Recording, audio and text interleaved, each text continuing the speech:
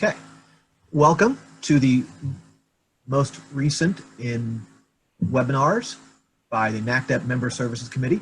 I'm Michael Daugherty, the chair of the committee, and today's presentation are by Kris Parker, Patty Keating, Mary Fell, and Kim Schwenkendorf. I probably just mispronounced that last name. Purdue Extension. It's Bring the Beginner's Guide to Grant Writing Workshop to your state. And at this point, I will turn control over to Kris, who already has her slide up, and let her introduce her crew and do whatever else needs to be done.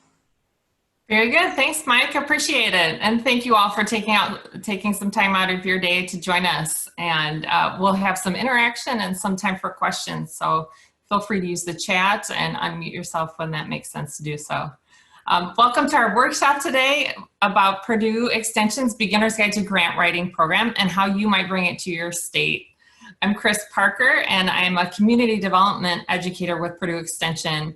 I'm here today with Mary Fell and Patty Keating, and Steve Yoder is joining us by video. And we're all part of the community development team here at Purdue Extension, as is Kim Schwenkendorf, who works with me to coordinate this program for us here in Indiana. And thanks to Mike for running tech for us for the program today. In the next hour, we want to accomplish three things. First, to help you understand what the Beginner's Guide to Grant Writing Workshop is and how it works.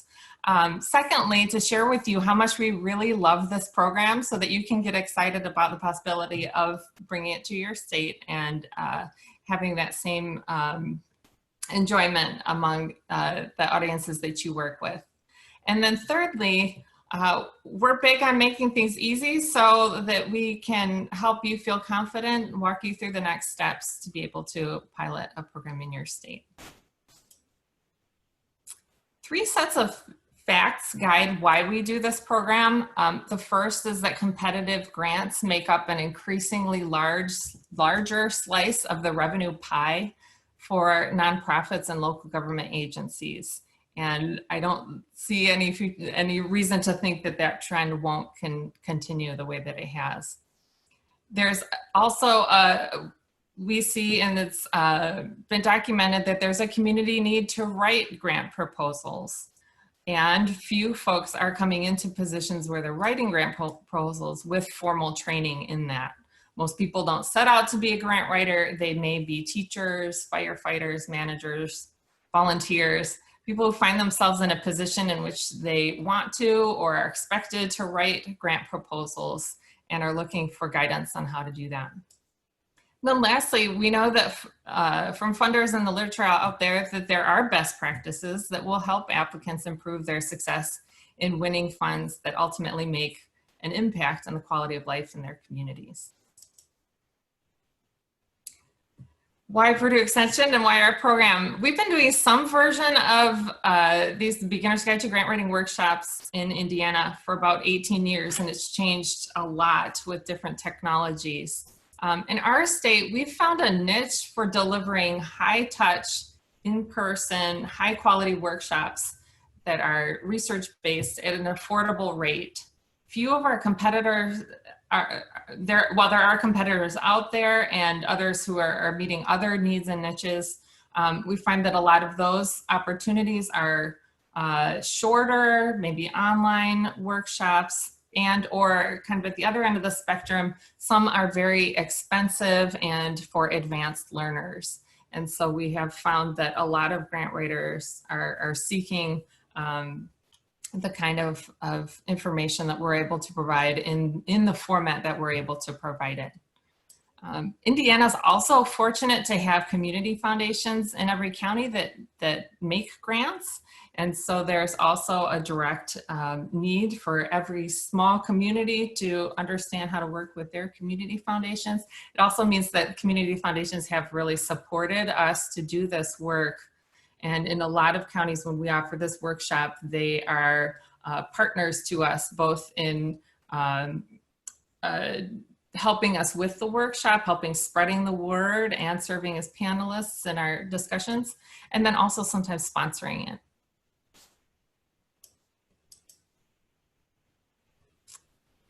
Here are some information about what we've been able to do. These are, I guess, our outputs if we're looking at grant language.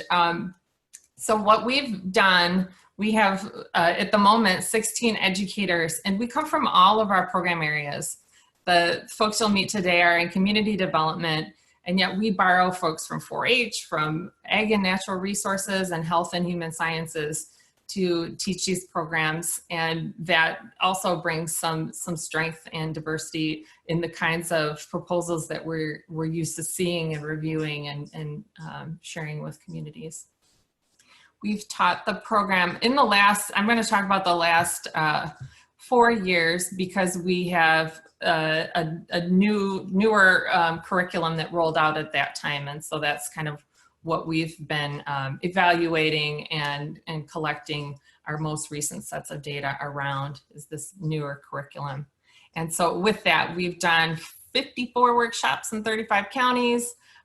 We've had over 800 participants. Our class size is 10 to 24, which means that we're fairly intimate. We do get to know everybody and their ideas by the end of the workshop. And we've also been asked to adapt our course. So it's now part of a mandatory course for the Masters of Public Health program at Purdue.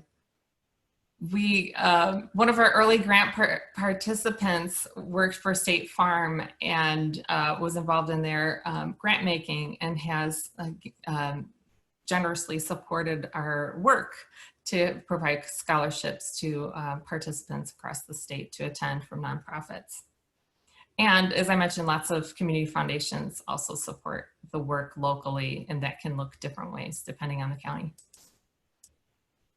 So some of our results, and you may have seen some of this in other presentations that we've shown. Again, just kind of looking at 1 year's cohort, because we do 1 and 2 year follow-ups of that cohort. This is looking at a snapshot that includes all of the touch points of evaluation. But of our, we've had some really powerful results. A lot of these metrics may look familiar to you, because we do use a lot of community development metrics like jobs created, grant monies received, volunteer hours, some of those kinds of things, partnerships formed, strategic planning. And that's all well and good. Those are indicators, but what we're really most excited about are, of course, the community impacts and what those dollar amounts actually bring and mean to communities. And those grant dollars fund really cool things all across the board. Here's just a little snapshot of a few of them. We do like to hear stories of when folks receive funds and the kinds of work that they're able to bring to their counties.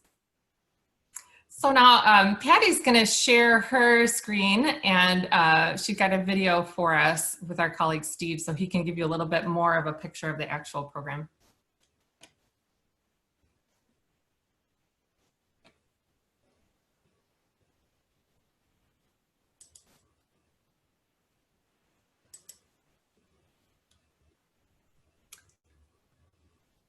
Patty, you're muted.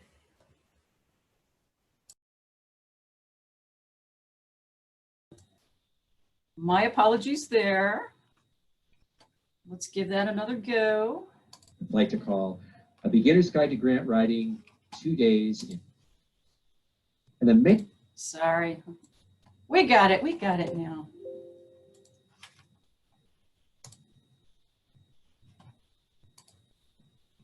Hi, my name is Steve Yoder, and I am a regional educator in community development for Purdue Extension. I'm also a member of the Beginner's Guide to Grant Writing team.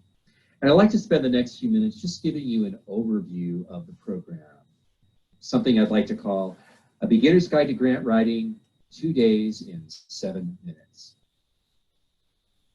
And the main goal of the program is to help participants take a well thought out idea and turn it into a written proposal that will help the community. So in order to reach that goal, we have 4 main objectives for the program. The first is to understand the different steps in the grant process. Second is to learn the different components or the different sections of the written proposal. So for example, learning how to write the budget section. Third is we want to actually have them leave the program with a draft proposal that they can continue to work on for hopefully eventual submittal to a funder. And then finally, we want them to learn how to research and build relationships with potential funders. And all of this takes place over a 2-day period. On day one, we really focus on writing those different components or those different sections of the proposal. So we actually give them a chance to begin to draft that proposal. And then at the end of day one, we send them home with an assignment to continue to refine those sections. 30 days later, the return for day two, where they have an opportunity to review each other's work. We also give them a chance to practice their pitch, which is kind of like your elevator speech to potential funders. We also help them learn ways to find funders, such as using online directories. And we talk to them about what to do once you hit that submit button. How do you follow through? So let's start out by talking about day one. And we begin the day by really having them think about what needs to happen before they even begin to write the proposal. So we have them think about a couple questions. For example, does your big idea align with your organization's mission statement? Because that's something that the funders are going to want to see. Have you considered other sources of support? Maybe the grant process is not really the way to go. Maybe there's other ways of raising money. So we have participants think about questions like this. We also have them go through an activity that gets them thinking about all the different steps it takes before you even hit the submit button. So for example, is it better to first find a funder, or is it better to really think about your big ideas? So we have them take a look at the different steps, which are written down on those colored strips of paper, and we have them order them in the way they think it's best. Once they have a handle of the different steps of the process, then it's time to start talking about writing the actual proposal. So we begin by giving them an opportunity to pair up with a partner and just talk about their big idea. For many of them, it's the first time they've had a chance to really verbalize their thoughts, and it's a great chance to get some early feedback about their idea. Then we really spend the rest of day one taking a deep dive into the different elements or the different sections of a proposal. So for example, your project description section, your budget section. We talk about those different sections. We do some activities, getting them thinking about what a funder may want to see in those sections. And then for each section, we give the participants time to actually sit down and write a first draft of what that section will look like. By the end of day one, they have a rough outline of their proposal. We send them home with homework to continue to elaborate on their proposal.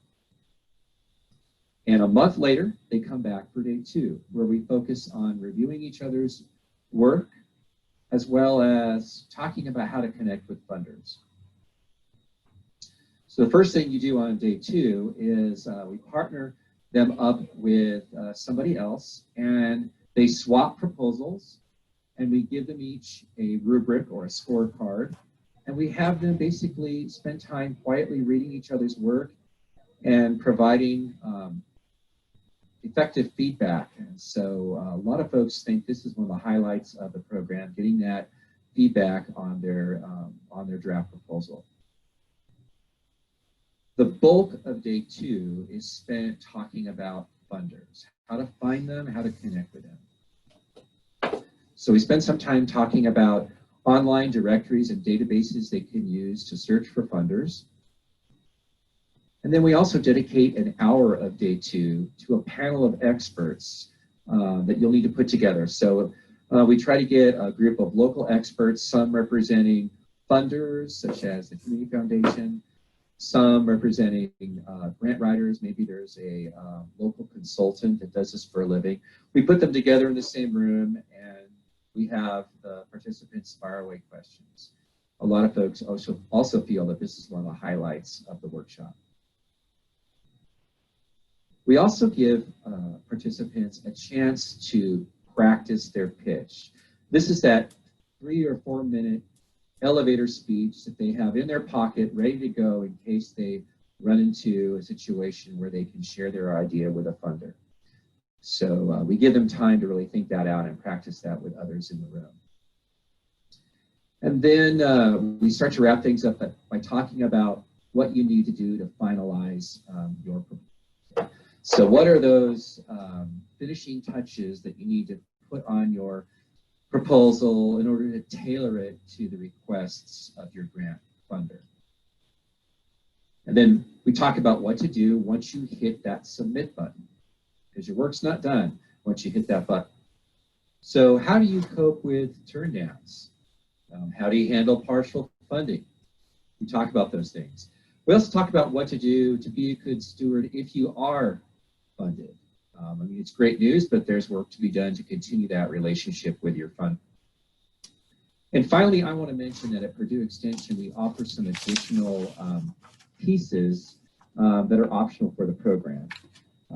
We offer additional handouts for participants, as well as additional services like access to the foundation directory online, as well as an offer for us as trainers to review the participants' individual proposals and provide tailored feedback after the class is over. And so that's the program in a nutshell. Thanks a lot.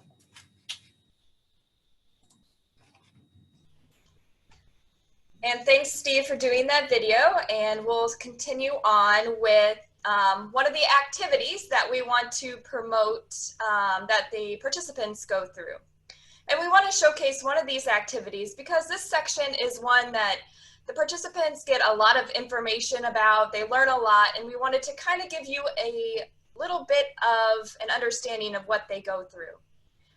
The budget section is either the section that they very much like or very much dislike.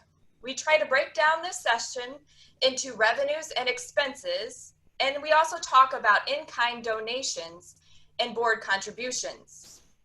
While most participants focus on the expenses, they do not focus mostly on the revenue portion. So it gives a understanding through the sample scenarios that they can use. They also aren't thinking about all the expenses associated with their proposal. It could be they're thinking salary, but maybe it's a 3-year grant that they need to use inflation. Maybe it's benefits that they haven't looked at.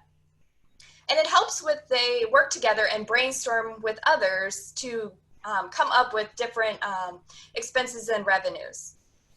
After they work in groups together, we then debrief with this activity by having everyone share what they came up with and what they also ask the bigger group if they have any more revenues or expenses. So we did this activity, and what we do next is we like to debrief activities. In general, just doing the proposal activity, we debrief each section throughout the day 1 and day 2. We debrief on what they've learned or what will help them next year in their grant proposal, or how they can utilize those in-kind donations. So we had one participant say, after doing this budget activity, that my $5,000 proposal has really turned into $20,000 proposal in expenses and revenue. So she was not taking into consideration the in-kind hours that you could do for volunteer, which in my group, we talked about the independent sector .org, and that gives you each state how much a volunteer hour is worth. In Indiana, it's between $23 and $25 per hour, and each state is different. Some are smaller and some are bigger. And so it's just a way to have them communicate and network, but also think about those revenues and expenses that they haven't before. And yes, we have a lot. Our project 1 is going to have a killer picnic shelter, and I bet everybody else is going to have a great project too. Well, group 2 is breeding their therapy dogs for more outreach. And group 3 says they can support your shelter with an original historic wall mural. So see, we are all working together, a bigger picture. I love it. All right, so 5 top answers up on the board for, we all have presented these workshops multiple times, multiple counties, and we wanted to share our top 5 magic moments of the Beginner's Guide to Grant Writing course. So drum roll number 5. So you see the elephant there, and you've always heard, you know, how do you eat an elephant? One bite at a time, right? A lot of people come in here with a lot of fear and intimidation. I always ask them at the beginning of the class, how many people are here against their will? And a lot of them will raise their hand because they're just really not sure of what they've gotten themselves into. Maybe a supervisor has requested that they be here, that they start to write grants, and there's a lot of that fear. So by breaking down into those components and just methodically going through each one, we get rid of that fear, we build up their confidence, and really, you know, the fact that they leave the first day with a draft proposal, they are really feeling like, hey, this is something I can do. I'm feeling really good about this. And then they actually do come back on day 2. So, all right, number 4. We spend a good chunk of time talking about impacts versus the outputs, right? So looking at that bigger picture, talking about community needs, answering that so what? So they may think that they just need, well, I need to buy computers. I'm here, I just need equipment. Well, so what? What are new computers going to allow you to do? What kind of community need are you meeting? And so we go through and have them develop goals and outcomes for short, medium, and long term for that. So instead of like, you know, I want to teach nutrition classes to our employees, get them to realize, no, what you're really doing is you're trying to reduce the obesity rate with your county workers. So now you're tying that to a community need, you're answering the so what, and that's what's going to appeal to funders. So that's kind of a big aha moment for our participants. Number 3. So a lot of what I personally learned about grant writing, I learned by reviewing proposals. So we always tell them whenever you have a chance to become a reviewer, do that. You're going to become better grant writers. By doing that and swapping the proposals and reading each other's proposals, they understand now, okay, these are the kind of questions I need to be asking myself, the ones that I'm asking the other person. I didn't understand this part, or what is your community need? You know, who are you reaching? What are your goals?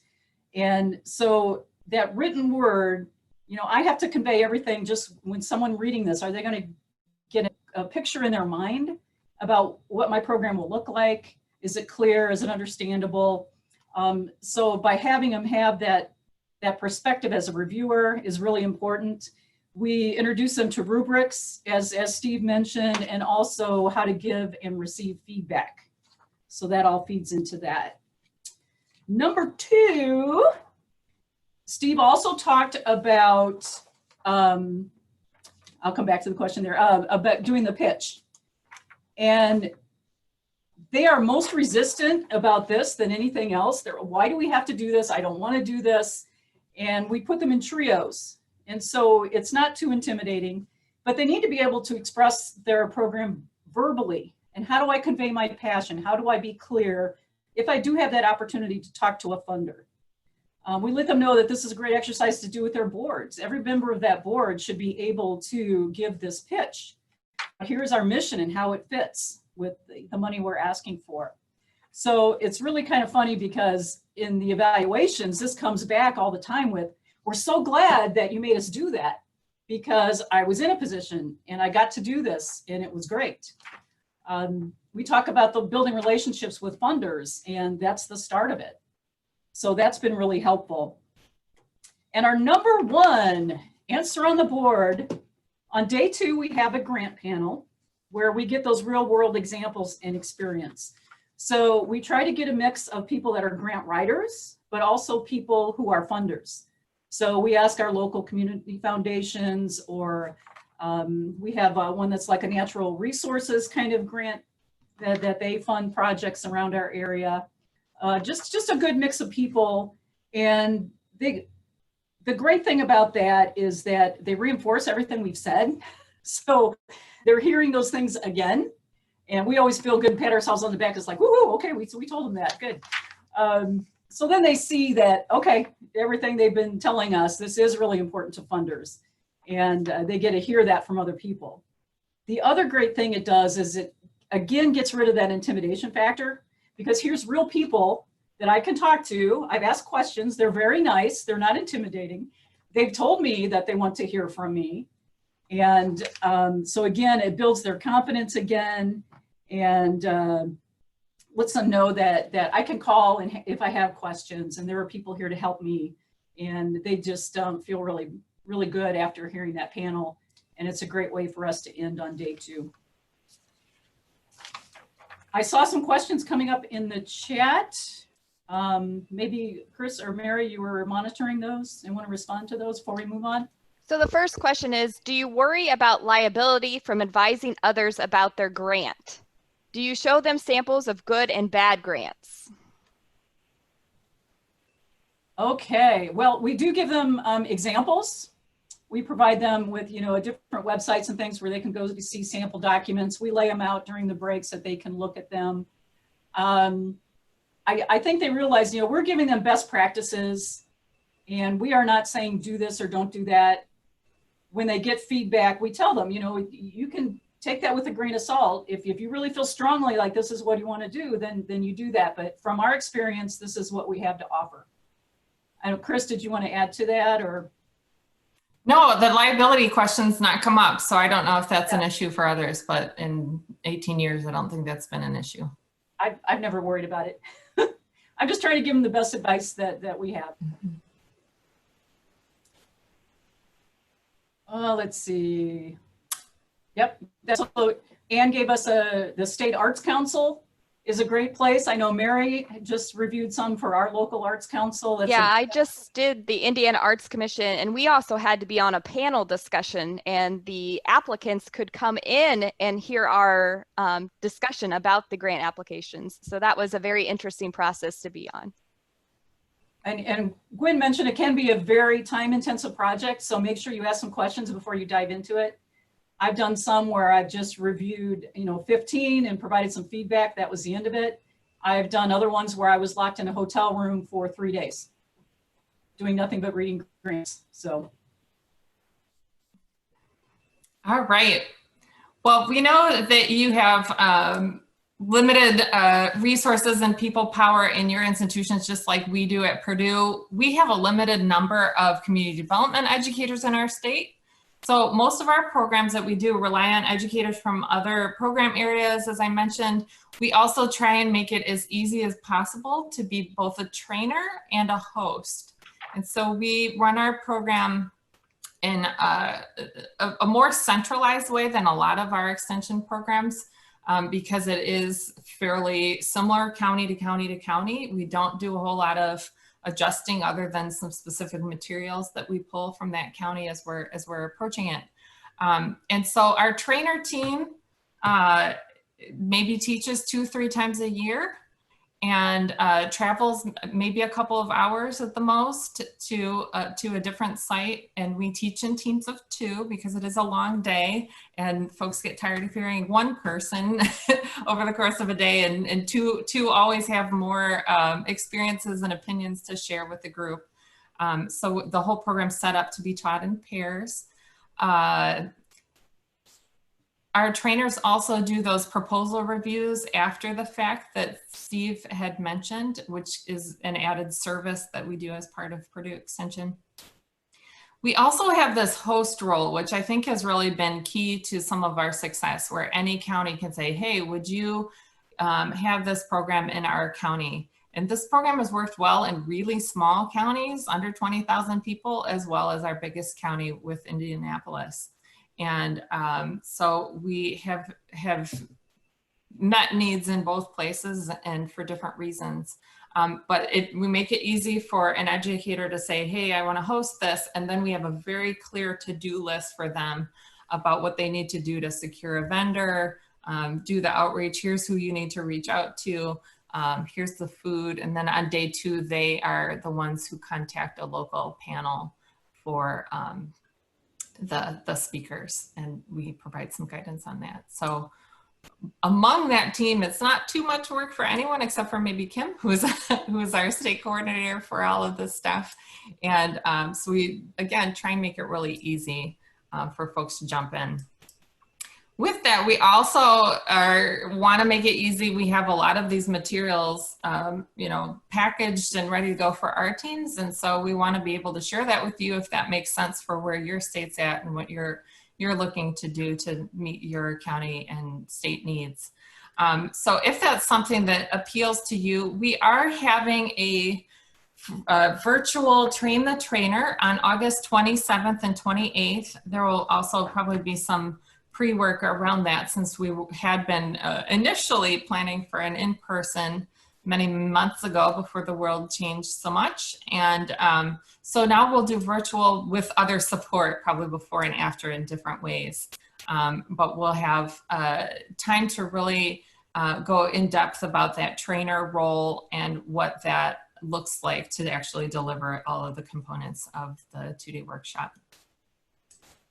So y'all are invited to that. If there are others in your state who you think would be great to do that, we would encourage that if you're coming to the Train the Trainer, that you have some grant writing experience, connection as a reviewer, as a writer, someone familiar with the grant process, so that you can jump right in and be able to understand the material. If that's not the case, then maybe you want to have a team of folks coming to that Train the Trainer, so that you do have that experience within the team. Another alternative could be that we at Purdue, we could have some of our trainers come to you if you have a whole group that wants to go through this, and we could pilot it, our two-day workshop. Instead of being a month apart, we'd do them together, probably for your internal team and anybody else who you wanted to bring in, like potential sponsors. And we could do the actual workshop, run it through, and then have a training day.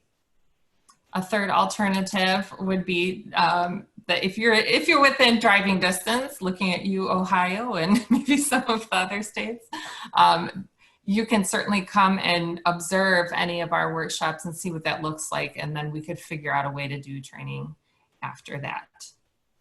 All of that said, I do need to talk about social distancing and in this environment. And we are in a place of limbo right now, as many of you probably are. We don't know exactly what the next several months will look like as far as in-person programming. We are committed to keeping this program as an in-person offering, meaning that if we were to do something virtually, it would not be this branded two-day program, because we just can't deliver the fullness of that experience that was built around you know, participant human connection and really giving folks the time that they need in the workshop to really complete their components. So while we can't say we wouldn't do anything related to grant writing virtually, we're looking at this long-term as kind of that marathon. You know, it might not be this year, it might not be next year, but we're going to do these in person. It's also, and I don't want to say that we would offer something outside of, you know, whatever our state and university recommend. But as things progress, and if our communities continue to be open, you know, here in Indiana, a lot of folks who work at nonprofits and governments are getting back to the office, and so they're in a work environment anyway. And so coming to a socially distanced Beginner's Guide to Grant Writing workshop might not seem as high a risk as, say, going to some other extension program that feels more voluntary or more hobby oriented than something that folks see as part of their workday. So we haven't landed on that yet. We are planning some in-person workshops for the fall, though we know that those our plans may just have to change. Kris, there was a question about if a person wants to come to Indiana to sit through the two-day workshop with us, what's it going to cost them in terms of the registration? So we can work that out with you. If you just want to observe, that there wouldn't be any cost. If you want to get that full participant experience, which we might recommend, it would be, right now the fee is $175 for the 2 days. So we'd come up with some arrangement in order for you to get all those training materials. We would probably do that on a separate arrangement, but we can talk that through state by state and see what makes sense for you all. Kris, we also had some questions about surveys, and it just recently changed that we had 6-month surveys, but now we just go from a year and 2-year surveys to see the outcomes and impacts. And there was also another question about panel. Did you give them a written guideline profile of what you want in a panelist? We do have a one-sheeter that kind of gives some guidance on reaching out. Also, the other thing that usually happens is that we've already had day one by the time they're finalizing their panel. And so the host and trainers can get together and kind of talk through that. Again, I don't think we've had any issues where the panelists weren't fully prepared to do what we've asked of them. They've been incredibly receptive and gracious to give of their time and make this work. Plus, then we also count that as volunteer hours for Purdue Extension. So that's a nice bonus too. And someone said they live in a little town of 20,000 people. You'd be surprised how many people are actually writing grants. A lot of the nonprofits, if you have a United Way or something like that. Anymore, we see folks from school districts, from almost all public services, where they used to have kind of pass-through grants or you know, straight line items through county budgets and state programs, are now seeing more and more competitive kinds of grants. Local governments too. A lot of times they've been running. And 20,000 is, depending on where you're sitting, that's not necessarily a little town. Right. Yeah, we have several counties under 20,000. Kevin Decker has his hand up. Okay. Hey, thank you. So my question is, I'm trying to envision how this might work for my purposes, and I think it might fall into category B, where Purdue comes to you to teach the pilot. So that's where you're actually teaching the course. Is that correct? Yeah. Okay. And so obviously there's funding. I think you said it was $175 or something like that for for payment, and then we would have to come up with like airfare and hotel accommodations and food and other things like that. Is that correct? Yeah. Yeah. Okay. Do you have like a typical budget for what something like this typically costs as kind of a straw dog that's to work off of, or?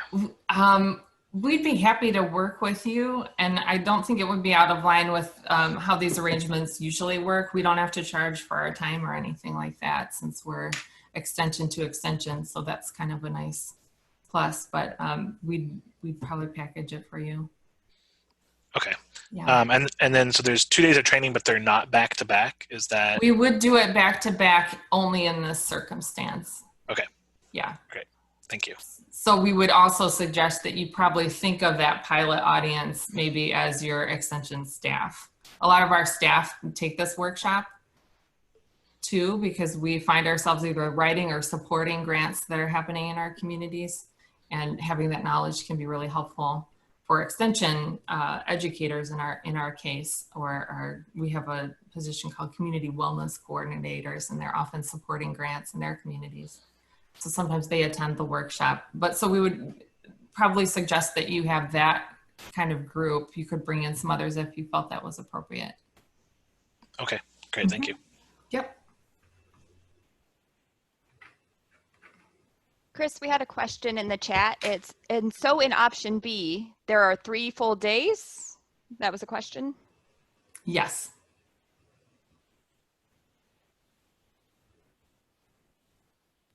I think there's one question left unanswered, and that's what we charge participants to participate. Oh, I'm sorry. That's the $175 fee. And honestly, you know, we have gone around and looked at different things that are out there, and there are programs that you can find that cover the board. But really, for us, it's all cost recovery. So it's not that we're charging for our time or anything kind of beyond materials, food, a little bit of staff support and professional development, but mostly it's all stuff that goes right back. But we also pay licensing for the Foundation Directory Online, which is a fantastic resource, and they give us a super deal, but it's still expensive. So we pay for all of that, and that's what the fee covers. We've had a ton of people who come on day one and say, I got my money's worth out of just day one. And so whether or not they come back, which most do, but whether or not they come back, they feel like it was worth their investment. If nothing else, to be pulled out of their work environment, sit down, focus on nothing else but this, with support in a community of folks that they can talk their ideas through. Do you coach them on how to use the Foundation Directory? Mm-hmm. Yeah, if we have live access at the moment, we'll do demos. We also we use their training videos and we support that. And we also have some in-state experts who run their information networks locally who also sometimes help support our workshops. If I may ask, what kind of cost does the Foundation Directory cost per year, if that's not too difficult to answer? Yeah, it's complicated, and Kim works with with them to contract. It's a custom contract that Purdue Extension has with them. We do 4 2-week windows per year, and then we share those window opportunities with the last cohort. So every cohort gets kind of 2 of those windows.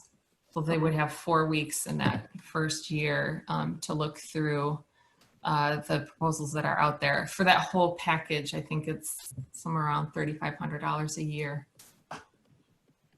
Which, for one person to have the pro account with Foundation Directories is very expensive. I think it's over $1,200.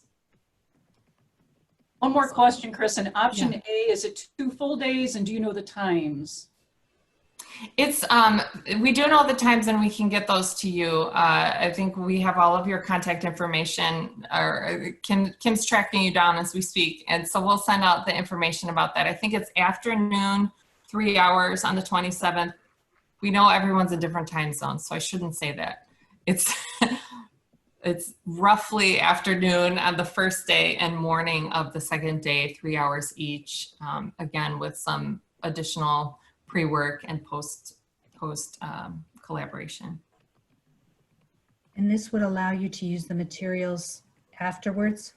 Yeah, so it allows you to use the materials. We'll mail you the binder, the trainer guide, the participant guide, your set of materials also that you will need as a trainer.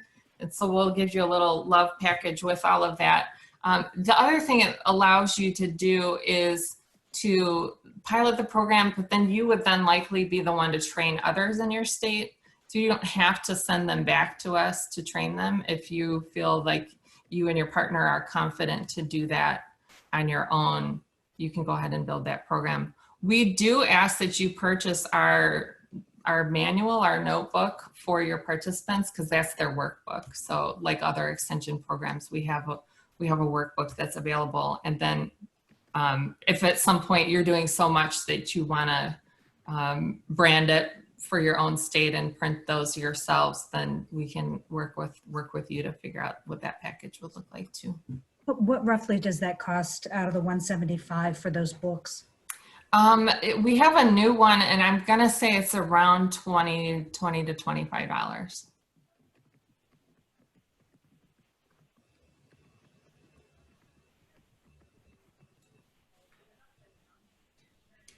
All right, Kris, so in the interest of time, if you just want to go to the next slide, we will forego our breakout rooms, Mike. Go ahead and go to the next one. But as you're thinking about preparing to pilot here and bringing it back to your state, just kind of visualize for a moment what that might look like. And you might think about 5 people on your extension staff somewhere in your state that has some kind of grant writing reviewing experience. And Kim, thank you for putting those in the chat. Everyone, you can hover over those three dots at the bottom and save the chat, and you'll have all of the questions and answers. And then think about, 10 agencies who might attend.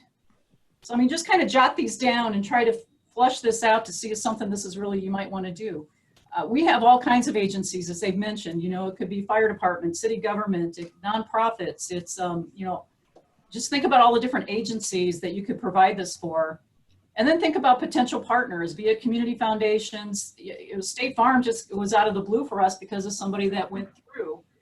And a lot of times it's just asking the question. It's like, we really have a poverty-stricken area, 175, I know they're not going to jump on that. So what can we do? Can United Way help? Or, just think about that.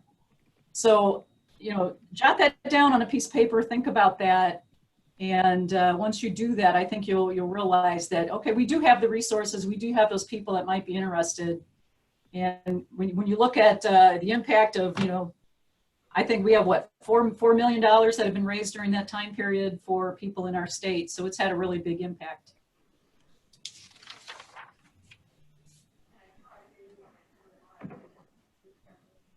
All right. Well, we're at the end of time. I would love to hear from those of you who we hadn't heard too much from. So we welcome you to connect with us, and we'll reach out to you with more information about the trainer, and other possibilities. But don't be shy about connecting with us as well. And so here is our email. I know everyone's phone situation may be unique at the moment right now, so email is probably going to be your best bet. Great. Well, thanks again for spending this time with us, and we look forward to connecting with you all further. And I just wanted to thank our presenters from Purdue and all of our participants for making this a successful webinar. And again, if you've got questions, contact Kris or Mary or Patty or Steve, and I'm sure they will be more than willing to answer your questions and help you out to bring this program to your state. We love it. Thanks, everybody. Bye-bye.